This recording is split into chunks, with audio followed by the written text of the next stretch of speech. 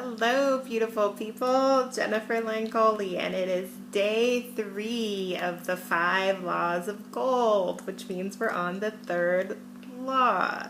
And I know you're probably super excited because now you have got the concept down of paying yourself first, putting a priority on yourself. You're putting that 10 to 20% aside, treating yourself like a bill. It's gotta feel good. I know it felt really good for me when I first started doing it. And now you're putting that aside, and now you know that it's time to multiply your gold, i.e. your dollars. Treat them like your little employees in your own personal financial corporation and put them to work. So, that being said, I know you're probably like, okay, Jen, give me the juice. What's the stuff? I'm ready to put my dollars to work. What do I do with them?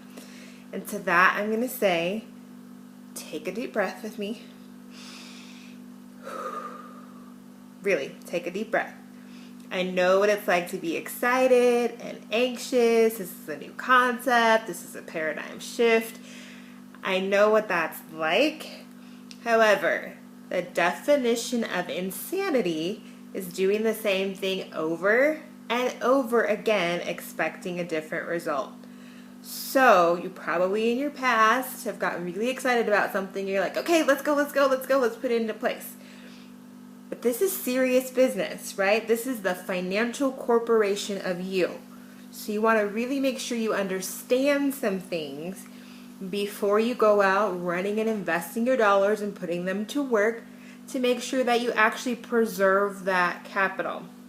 Okay, so I'm going to encourage you, if you have not already gone out and gotten a copy of The Richest Man in Babylon by George Clason, go get it now.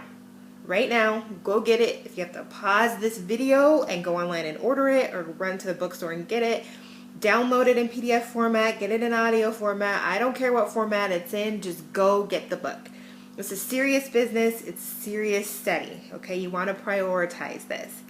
With that, as we're talking about the third law of gold, those dollars, your gold, will run away from you so fast if you are not diligent in guiding it in the right places to go. Think about this, okay? We talked about yesterday that financial corporation of you.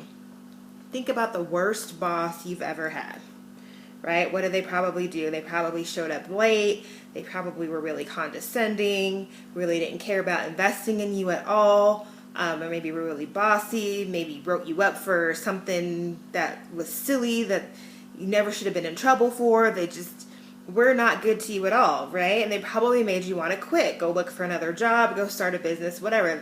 They were a repellent. Okay, that is exactly what you do not want to do with your money, right? You don't want to just go investing in all kinds of things that you either know nothing about or that whoever you're investing with knows nothing about, because that's exactly what's going to happen. They're going to run away from you, and all the excitement that you have from putting that 10 to 20% aside is going to quickly run away because you're going to lose your investment. And so we don't want that to happen. Now, I want you to think about the best boss you've ever had, or maybe the best company you've ever worked for.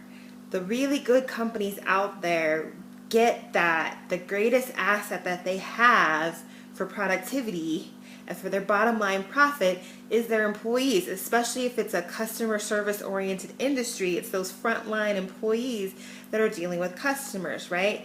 So they're treated really well, lots of value invested in them, extra benefits, extra perks, all of that. They're figuring out what they need to do to invest in their employees so that they get a really great return on their investment. Okay, so I want you to really frame your mind around thinking about your money, your dollars, your gold like that. So if you're going to invest that money, you want to make sure that, like there's a story in the book actually, which you should go read, about the first investment that was lost because he gave money to this guy who was going to go buy some jewels, who knew nothing about jewels, and he lost the money. He sold them on something that wasn't a good investment and he had no knowledge of. That is exactly what I do not want to have happen to you, which is why you need to make a serious study of this book for yourself, right? And honor that third law of gold. And just make sure that you are always seeking sound counsel. Opinions are like, you know what, and everybody has one. So I'm not talking about opinions, I'm talking about sound counsel from wise men so that your dollars can actually be multiplied for you and that more is attracted into you because you are taking good care of it and treating it very, very wisely. So go get the book, go study, make sure that you're reading the different stories in there because they'll give you really great examples on what I'm talking about in terms of seeking wise counsel. And we'll see you back here tomorrow for law number 4.